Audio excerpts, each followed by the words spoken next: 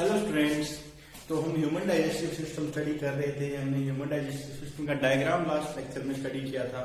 आज हम पूरी डाइजेशन कैसे होती है, कौन कौन से एंजाइम इसमें अपना रोल प्ले करते हैं, उनके बारे में स्टडी करेंगे। तो शुरू में हम पार्ट तो होता है माउथ। माउथ में क्या है, बक्कल कैविटी। बातचीत याद हो तो बक्कल कैविटी। बक्कल कैविटी में क्या होता है, teeth, tongue and salivary gland. तो टीथ तो फिजिकल ब्रेकडाउन करता है फूड की, टंग मिक्सिंग का काम करती है, टेस्ट का काम करती है, वो आपको बताया था पार्ट्स में। और जो सैलिवरी ग्लैंड्स होते हैं, सैलिवरी ग्लैंड्स एक जूस रिलीज करते हैं जिसको बोलते हैं सलाइवा। सलाइवा के अंदर एक एंजाइम प्रेजेंट होता है, सैलिवरी अमाइलेज। वो क्या करता है, हमारे फूड में जो कार्बोहाइड्रेट होता है यानी स्टार्च, कॉम्प्लेक्स फॉर्म में कार्बोहाइड्रेट स्टार्च प्रेजेंट होता है, उसका ब्रेकडाउन करने का काम करता है। तो क्या करता है, स्टार्च को ब्रेकडाउन करता है माल्टोज के अंदर। किसमें ब्रेकडाउन करता है, माल्टोज के अंदर। कौन करता है, सैलिवरी अमाइलेज। सैलिवरी अमाइलेज क्या करता है, स्टार्च को ब्रेकडाउन करता है माल्टोज के अंदर। उसके बाद फूड यहां से फूड पाइप में चला जाता है। फूड पाइप का काम पेरिस्टालिक मूवमेंट के द्वारा स्टमक के अंदर भेजना होता है। फूड वहां से स्टमक के अंदर चला जाता है। तो नेक्स्ट पार्ट इसमें क्या है, स्टमक। हम डाइजेशन की ही बात कर रहे हैं, तो हम वो पार्ट ही पढ़ेंगे जहां पे डाइजेशन होती है। तो स्टमक में क्या होता है, स्टमक में गैस्ट्रिक ग्लैंड प्रेजेंट होते हैं, गैस्ट्रिक ग्लैंड्स। और उनसे क्या रिलीज होता है, गैस्ट्रिक जूस। गैस्ट्रिक जूस में तीन अलग अलग मटेरियल रिलीज होते हैं। एक तो HCl, एक pepsin and mucus. HCl, pepsin and mucus. HCl क्या है, हाइड्रोक्लोरिक एसिड। पेप्सिन एक एंजाइम है जो प्रोटीन को ब्रेक डाउन करेगा। म्यूकस HCl के लेवल को कंट्रोल करता है। तो HCl एक तो माइक्रो ऑर्गेनिज्म को किल करता है, kills the micro organisms present in the food. उसके अलावा एक्टिवेट द एंजाइम पेप्सिन को एक्टिवेट करता है, इसको पेप्सिनोजन में कन्वर्ट करवाने में हेल्प करता है। और ये पेप्सिन क्या करता है, पेप्सिन जो यहां हमारे फूड के अंदर जो प्रोटीन प्रेजेंट होगा, प्रोटीन को पेप्टाइड और पेप्टोन्स में, इसकी सिंपल फॉर्म होती है, पेप्टोन्स में ब्रेक डाउन करना शुरू कर देता है। कौन करता है, पेप्सिन प्रोटीन को पेप्टाइड और पेप्टोन्स में ब्रेक करता है। उसके बाद म्यूकस है। म्यूकस का क्या काम होता है, एक प्रोटेक्टिव फंक्शन है। एक तो ये भी माइक्रो ऑर्गेनिज्म के जो अटैक होता है या हार्मफुल माइक्रो ऑर्गेनिज्म से हमारे फूड को फ्री करता है, उनको किल करने में हेल्प करता है। उसके अलावा जो HCl होता है ये एसिडिक नेचर का होता है। तो अगर एसिडिक नेचर का HCl है, इसका लेवल हमारे स्टमक के अंदर इंक्रीज हो जाए तो हमारी जो इंटरनल वॉल होती है, लेयर होती है, वो बर्न हो सकती है, जल सकती है। तो उसके लेवल को कंट्रोल करने के लिए म्यूकस रिलीज होता है। म्यूकस HCl के लेवल को कंट्रोल करता है और मीडियम को ज्यादा एसिडिक नहीं होने देता। तो ये क्या है, control the level of HCl। तो ये है माउथ और स्टमक के अंदर जो डाइजेशन का पार्ट है हमारा, इसके अंदर माउथ के अंदर और स्टमक के अंदर। उसके बाद बात आती है मेन जो पार्ट है हमारा, जहां डाइजेशन कंप्लीट होगी, स्मॉल इंटेस्टाइन। क्या है, स्मॉल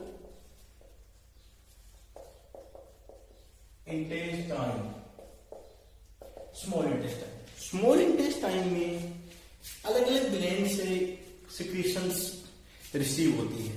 एक तो लीवर, आपने सुना है लीवर। उसके अलावा पैंक्रियास,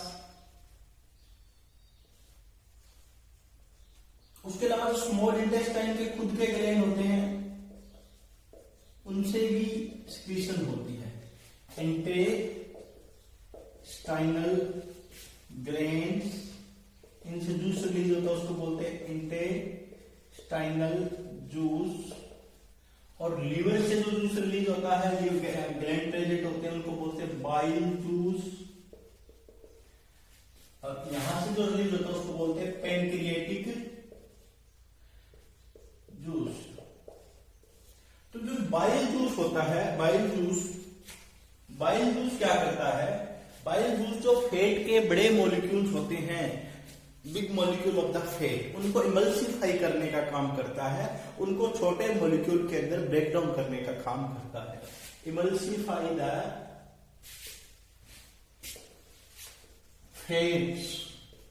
फैट्स के मॉलिक्यूल को इमल्सिफाई करने का काम करता है। उसके अलावा make the medium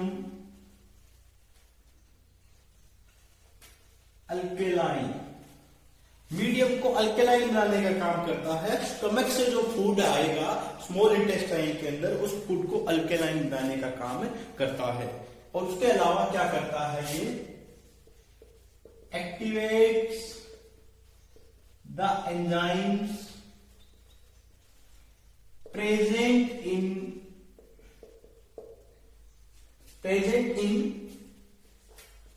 pancreatic juice. आपको मैंने बताया था जो बाइल वाली डक्ट है और पेनक्रियाज वाली डक्ट है, वो मिलकर ओपन होती है स्मॉल इंटेस्टाइन में।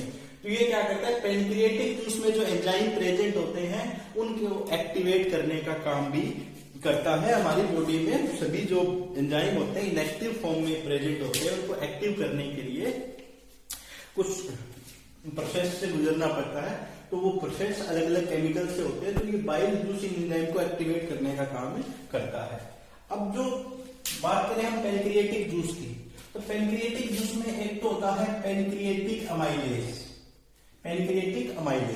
एक होता है लाइपेज और एक होता है ट्रिप्सिन। तो जो पैनक्रिएटिक अमाइलेज जो होता है, ये क्या करता है? जो शुगर है या कार्बोहाइड्रेट है या स्टार्च, इसको पैनक्रिएटिक अमाइलेज जो है माल्टोज के अंदर ब्रेक डाउन करता है। और जो दूसरा प्रोटीन की अगर बात करें, तो इसमें जो ट्रिप्सिन एंजाइम प्रेजेंट होता है, कौन सा? ट्रिप्सिन क्या करता है? प्रोटीन को पेप्टाइड्स एंड पेप्टोन्स में ब्रेक डाउन करता है। और जो लाइपेज होता है, वो क्या करता है? लिपिड को फैटी एसिड, इसके अंदर फैटी एसिड एंड ग्लिसरॉल के अंदर ब्रेक डाउन करता है। लिपिड को लाइपेज जो होता है फैटी एसिड और ग्लिसरॉल के अंदर ब्रेक डाउन करता है। तो ये इनके फंक्शन होते हैं, ये आपको याद रखने हैं भी। पैनक्रिएटिक जूस में कौन कौन से एंजाइम रिलीज हो रहे हैं, उनको एक्टिवेट करता है बाइल जूस। उसके अलावा अब स्मॉल इंटेस्टाइन के अपने भी कुछ ग्लैंड होते हैं, उनसे भी कुछ एंजाइम रिलीज होते हैं। स्मॉल इंटेस्टाइन से, इंटेस्टाइनल ग्लैंड से इंटेस्टाइनल जूस रिलीज होता है, उससे एंजाइम रिलीज होता है माल्टेज, पेप्टेज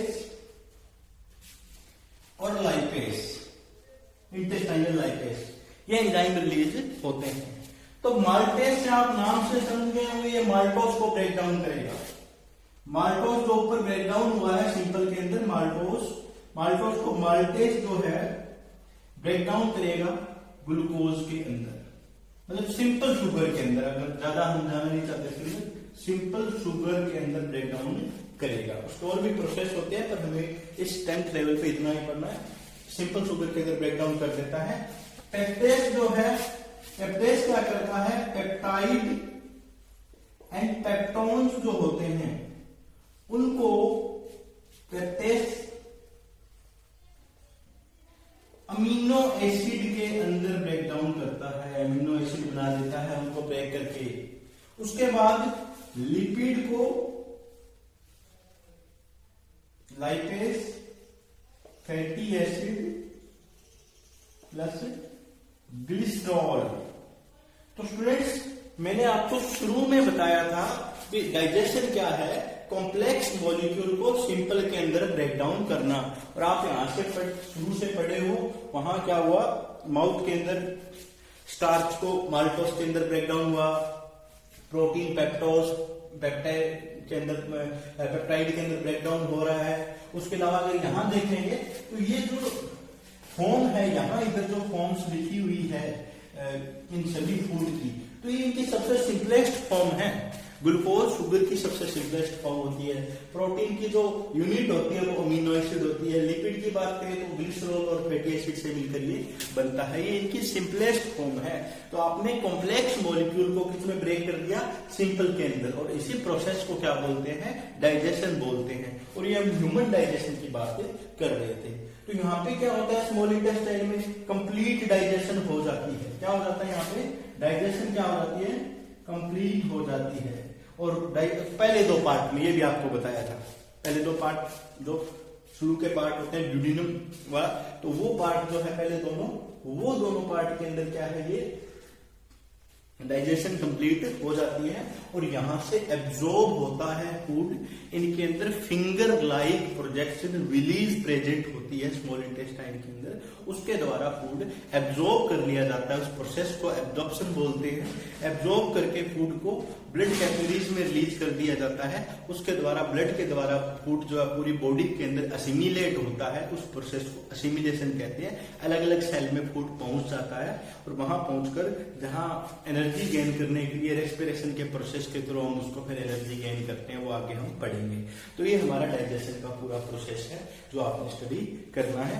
और जो ऑर्गन थे और जो पार्ट थे उनके फंक्शन मैंने आपको पहले ही लास्ट लेक्चर में बता दिए हैं। तो आज हमने डाइजेशन किया है।